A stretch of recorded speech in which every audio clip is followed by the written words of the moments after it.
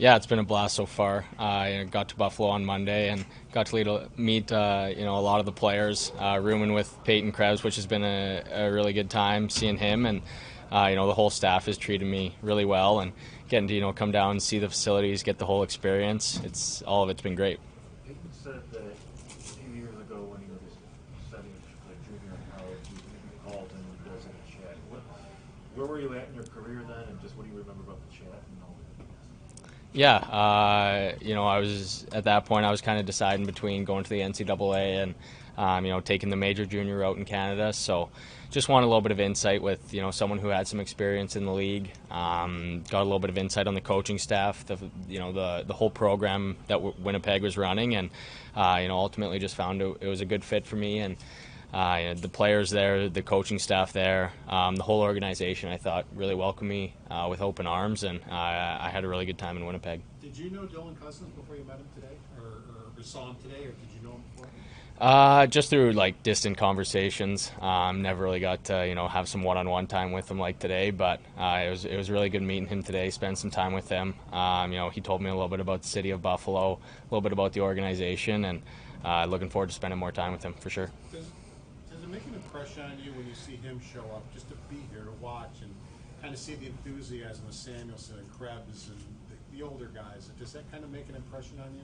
Yeah, definitely. When you have experienced guys that have played games in the NHL, still being around the young guys, still going through training camps like this, it's definitely a good thing. It's good to have the whole young core together and building relationships with each other. So I think him being here is really great for the organization. You were here for the combine, and that was part of the journey. But how real are things now being here for this with the hat on and already picked? How different is it than just a few weeks ago?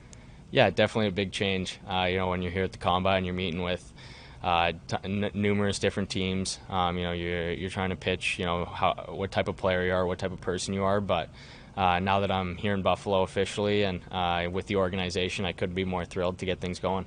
How difficult is it to not be out? Yeah, it's tough. I always want to be on the ice as much as I can, especially in a camp like this, just being drafted. It's some people's first chance to see me play, and think I'm really close to being back, but unfortunately, it was just a little bit too soon.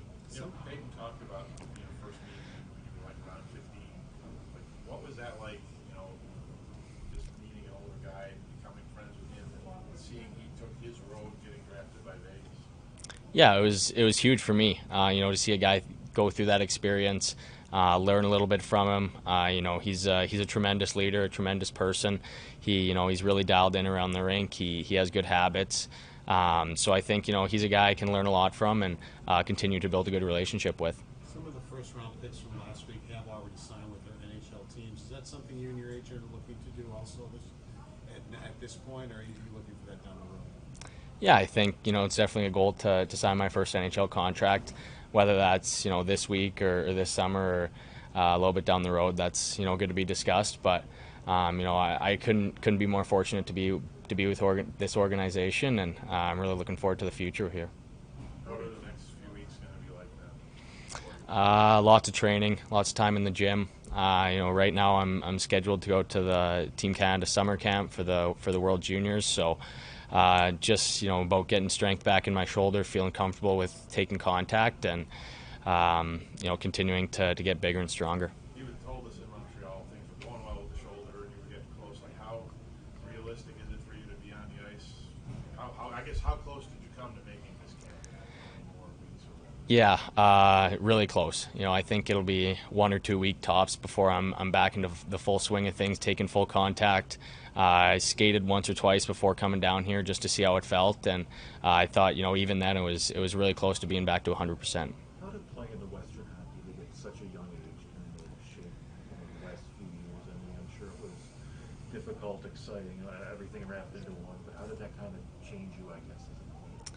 Yeah, I think going through that experience at such a young age, getting to practice with 19 and 20-year-olds when you're just 14 and 15, I think that was huge for my development. And as a person, having to have that level of maturity to be around those guys, I think the whole experience in Winnipeg was a really positive one. What was the overriding message of the phone call from Kyle? He was just welcoming me to the organization, giving me a little bit of insight on what to expect, and I was really ecstatic to hear from a guy like that with such a good NHL career.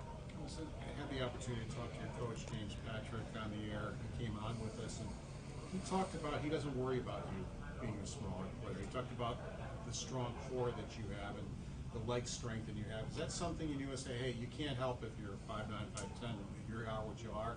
Is that how you went about overcoming it, that you need to get a good, strong lower body base under you? Yeah, 100%. Being a smaller guy, I think it just matters that much more how strong you are, how strong your core is, how strong your lower body is. I think those are really big aspects of the game to being a fast player. And as a small guy, I think speed is my biggest asset. I think I like to play the game quick, always have my feet moving. That's when I'm at my best. And, just continuing to get stronger and faster allows me to do that. You have a history with Peyton Krebs. You're rooming with him again. You spend time with Dylan Cousins. How do you already feel like almost part of this organization with some of these guys in your personal relationships you're developing already? Yeah, 100%. From the first time I got here, it's been nothing but positive energy from everyone. Got some really good conversations in with some of the players. A couple of the guys reached out on draft night just via text, but meeting the whole coaching staff, all the players, the management, it's been really good so far, and I definitely feel like I'm at home here. Did you talk to Zemgus? Was he one of them? I haven't talked I to was them. just curious. I mean, how hard is it to believe though that he helped recruit you to Dubuque? He was there, and you guys had dinner together, and now you're in the same organization. Yeah, pretty crazy to look back at that. A couple years ago when I was in Dubuque, meeting him for the first time, getting to go to a dinner with him and talk about the options for the future, and to now see you're sharing the same organization as a player like that. It's pretty special. Looking back on your development, how important was that season to go to Dubuque and it not an easy situation for a kid that was in your situation, but you made the most of it and you had a good year. Yeah, I think with the COVID that year, it was just mostly about getting on the ice, getting the development in. I thought Dubuque was going to be a really good fit. The USHL was a really strong league that year with some of the NCAA teams being shut down and players filtering back in. So I thought the spot there, the coaching staff there, the management, I thought I had a good relationship with them from meeting them prior. But just getting back on the ice into a regular routine and schedule was the biggest thing that year. One of the things he also said is when you were hurt, you came back and he put you on a line with TT and threw you over the wing. He said now he considered you a center because it was seamless. And you guys were scoring goals at a great rate and everything.